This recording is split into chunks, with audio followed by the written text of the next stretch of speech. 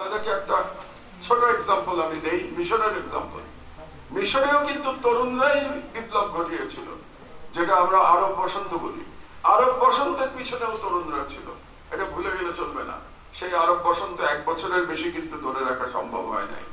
Morsi সরকারের পতন হয়েছে, ইলেকশন হয়েছে, ইলেকশনে মুরসি ক্ষমতায় এসছে, মুরসি সরকার 1 বছরের মধ্যে পতন হয়েছে এবং ইসরায়েল এবং আমেরিকার দালাল সিসি ক্ষমতা নিয়েছে এবং আজ পর্যন্ত সিসি ক্ষমতা নিয়ে বসে আছে। কারণ যে কথাটা আমার স্নেহভাজন একটু আগে বলল, যে কারণ হচ্ছে যে জায়নিস্ট যে এন্টিটি, তারা সিসির মাধ্যমে ইসরায়েলকে মিশরকে নিয়ন্ত্রণ করতে পারছে, শাসন করতে পারছে। এটা হচ্ছে সব থেকে কম খরচে, কম রক্তপাতে শাসন করা। তার তো কোনো সমস্যা নাই। বাংলাদেশও তাই। 15 বছর ধরে বাংলাদেশ কিন্তু ভারতীয় সেনাবাহিনী এসেছিল, আসে নাই তো, ভারতীয় র এসেছিল। এখন এই ঘরের মধ্যেও র আছে কিনা আমি জানি না, কারণ র এত বেশি বিস্তৃত সারা দেশে, কোথায় কোথায় আছে আমি বলতে পারবো না। তো কাজেই র এসেছিল, এখনো র আছে বাংলাদেশে, কিন্তু সেনাবাহিনী তো আসে নাই।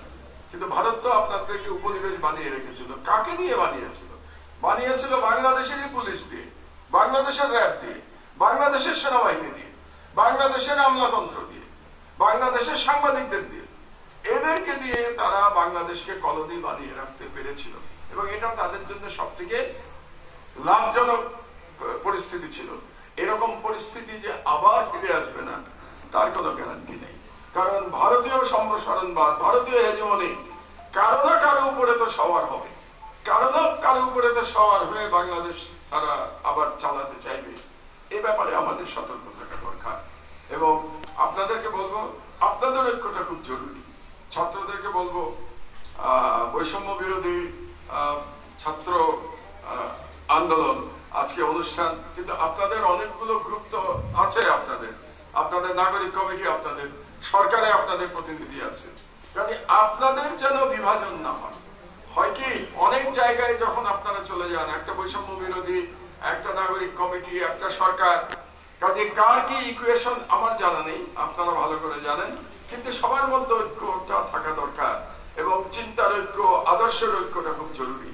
আমি বিশ্বাস করি যে বাংলাদেশের তরুণ এক নতুন ইতিহাস রচনা করেছে।